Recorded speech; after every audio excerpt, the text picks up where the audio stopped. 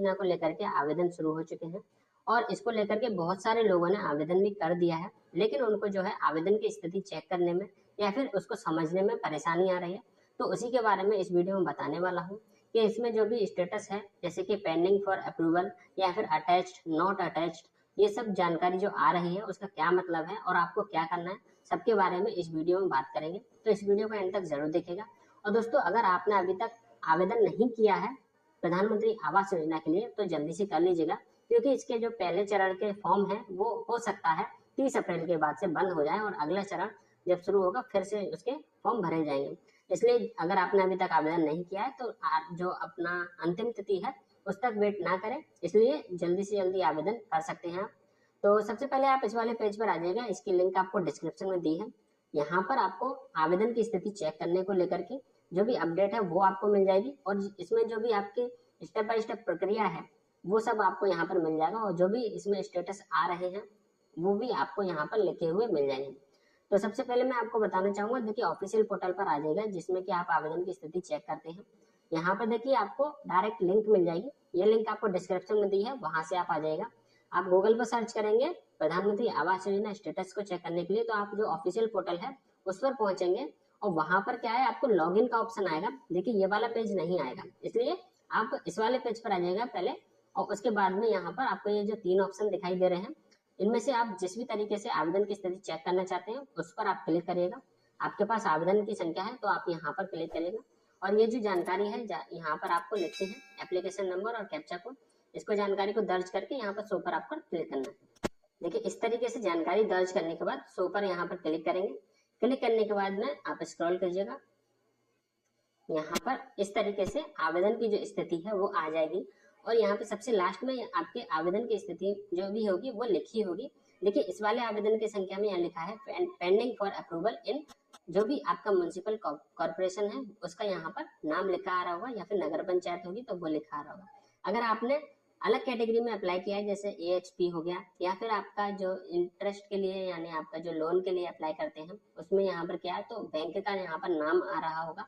तो वो भी जो भी आपको जानकारी होगी वो यहाँ पर लिखी हुई आ रही होगी। अब बात कर लेते हैं कि इसमें जो भी स्टेटस आ रहे हैं उनका क्या मतलब है। तो इसके लिए देखिए आपको मैं पहले एक चार्ट दिखाना चाहूंगा, इसमें जो भी इसके दिशा निर्देश है, जो भी इसके ऑफिशियल जो भी गाइडलाइन है उसके अनुसार यहाँ पर आप इसको देख सकते हैं।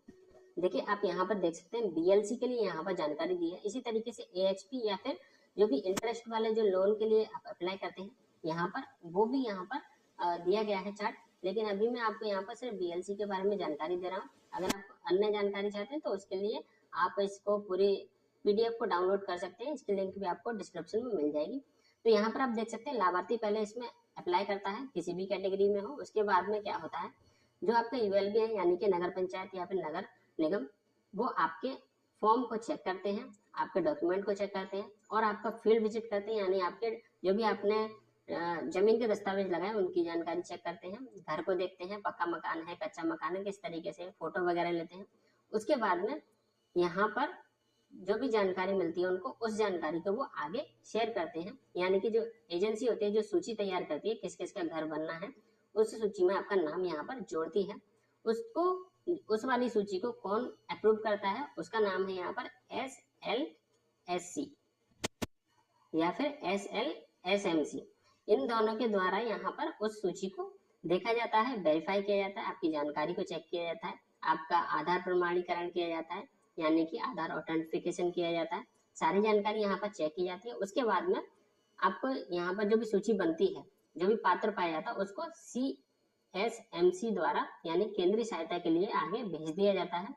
और उसको बाद में यहाँ पर उसके द्वारा स्वीकृत किया जाता है, जिसमें कि आपका फंड रिलीज होता है, जो आपकी पहली किस्त है वो जारी की जाती है। अगर इसमें नहीं समझ में आया तो मैं आपको शॉर्ट में समझा देता हूँ। 3 चरणों में यहाँ पर आपका फॉर्म वेरीफाई होता है। सबसे पहले आपके लोकल लेवल पर यानी कि जिसमें कि आपका नगर निगम या नगर पंचायत आते हैं या फिर जो भी जिस कैटेगरी में जैसे बैंक द्वारा कोई भी वेरिफिकेशन करता है वो आपका पहला चरण होता है। उसके बाद में राज्य स्तर पर जो कमेटी निर्धारित की जाती है उनके द्वारा आपके जो फॉर्म है उसको जानकारी को चेक किया जाता है, जिसमें कि आपके सारे दस्तावेज चेक किए जाते हैं, आपके जो भी आपने जानकारी दी है आप पात्र है या नहीं वो सब यहाँ पर चेक किया जाता है। और उसके बाद में केंद्रीय स्तर पर जो सूची तैयार की जाती है वहां पर आपका आवेदन स्वीकृत होता है। अब देखिए आप इस वाले पेज पर आ जाइएगा।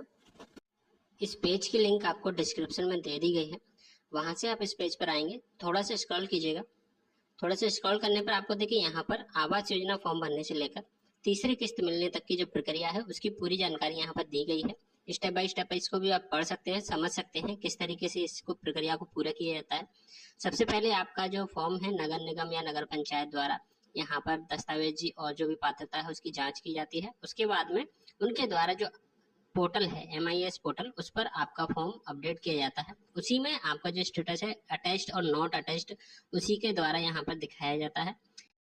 जिला स्तर पर आपका आवेदन स्वीकृत होने के बाद में राज्य स्तर पर भेजा जाता है। SLS-MC के द्वारा इसमें वेरीफाई होता है, जिसमें कि आपके आधार प्रमाणीकरण यानी कि आपके आधार सीडिंग या फिर बाकी की जानकारी को अपडेट किया जाता है, चेक किया जाता है। इसके बाद में राज्य स्तर पर जब आपका आवेदन स्वीकृत हो जाता है तो फिर उसको आपको CSMC यानी उसकी मंजूरी मिलती है। केंद्र सरकार के द्वारा इसको जो है प्रस्तावित किया जाता है, सूची में शामिल किया जाता है और उसके बाद में लास्ट में आपके जो किस्त है उसके लिए फंड जारी किया जाता है। अब आपके जो भी आवेदन की स्थिति है उसमें सबसे ज्यादा आ रहा होगा pending for approval in municipal corporation या फिर नगर पंचायत या फिर बैंक, जो भी आपने इस कैटेगरी में अप्लाई किया उसका आ रहा होगा। उसका मतलब ये है कि आपका जो भी अभी पहले स्टेज का वेरिफिकेशन है, सत्यापन है, वो पूरा नहीं हो पाया है। ULB के द्वारा अगर आपका जो फील्ड वेरिफिकेशन है, फोटो वगैरह, ये सारी जानकारी या फिर आपके कागजात, जमीन की जो जानकारी है वो सब वेरीफाई कर ली गई है, फिर भी आपका यहाँ पर पेंडिंग में दिखा रहा है, तो इसका मतलब ये है कि अभी उन्होंने आपकी जो फाइल है वो सबमिट नहीं की है। तो आपको क्या करना है, ऐसी कंडीशन में नगर निगम पंचायत में आपको संपर्क करना है, उनसे बोलना है कि आपका जो फॉर्म है उसको आगे बढ़ाएं, उनको अग्रसित करें, जिससे कि आपके जो अपडेट है, जो आपका पोर्टल पर फॉर्म की जो जानकारी है वो यहाँ पर बदल सके और उसके बाद में अप्रूव्ड बट नॉट अटैच्ड या फिर अप्रूव्ड बट या फिर इसमें जो भी जानकारी है वो वहां पर अपडेट हो सके। यहाँ पर देखिए जो दूसरा जो ऑप्शन है इसमें अप्रूव्ड बट नॉट अटैच्ड, इसका मतलब ये है कि आपका जो फॉर्म है वो जिला स्तर पर स्वीकृत हो चुका है और आपका राज्य स्तर पर भी इसमें जानकारी अपडेट की जा चुकी है, इसको भी स्वीकृत किया जा चुका है, लेकिन आपका जो MIS पोर्टल पर जानकारी है वो अभी पूरी तरीके से यहाँ पर प्रक्रिया नहीं हो पाई है उसकी पूरी। इस वजह से उसमें आपको यहाँ पर नॉट अटैच्ड दिखा रहा है, यानी कि केंद्र सरकार के द्वारा जो भी प्रक्रिया की जाती है, जो भी उनके स्तर पर जानकारी चेक की जाती है, वेरीफाई किया जाता है, वो सारी जानकारी अभी पूरी नहीं हो पाई है। जैसे ही वो सब पूरी हो जाएगी उसके बाद में आपको यहाँ पर ये वाला ऑप्शन दिखाई देगा अप्रूव्ड एंड अटैच्ड, यानी कि ये फाइनल आपका एक स्टेटस होता है जिसमें कि आपकी जानकारी सरकार के पास में पहुंच गई है, आपका जो भी अप्रूव होना था या फिर आपका वेरिफिकेशन होना था वो पूरा हो चुका है। अब सिर्फ आपको वेट करना है जिससे कि आपका जो पहली जो किस्त है वो जारी हो सके और उसके बाद में आपके घर का निर्माण हो सके, जिसमें कि आपका जियो टैगिंग या फिर दूसरी किस्त के लिए वेरिफिकेशन, जो आपके फोटो खींचे जाते हैं, जानकारी चेक की जाती है, घर मकान किस तरीके का बनवा रहे हैं,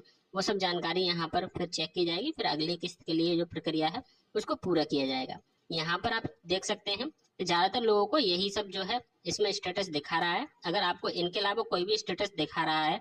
आपके आवेदन की स्थिति में तो वो आप हमें बता सकते हैं, हम कोशिश करेंगे जानकारी चेक करने की और जो भी इसके दिशा निर्देश हैं, योजना की जो भी गाइडलाइन है उसके अनुसार कोई भी जानकारी मुझे प्राप्त होगी तो मैं आपको कोशिश करूंगा कि उसका जवाब देने की, आपको जानकारी देने की। और अगर आपने अभी तक फॉर्म नहीं भरा है तो उसको लेकर के मैंने कई सारी वीडियो बनाई हैं जिसमें आपको स्टेप बाय स्टेप जानकारी दी गई है, तो आप चैनल की प्लेलिस्ट में जा करके उसको भी चेक कर सकते हैं और पता कर सकते हैं कि आवेदन कैसे करना है। तो आशा है दोस्तों आपको जानकारी पसंद आई होगी। ऐसी ही जानकारी और सरकारी योजनाओं की अपडेट के लिए हमारे चैनल के साथ जुड़े रहिएगा। चैनल पर पहली बार आए हैं तो इसको सब्सक्राइब जरूर कीजिएगा। यह वीडियो पसंद आई हो, इसमें दी गई जानकारी थोड़ी बहुत भी हेल्पफुल हो तो इसको अपने दोस्तों के साथ शेयर जरूर कीजिएगा। धन्यवाद।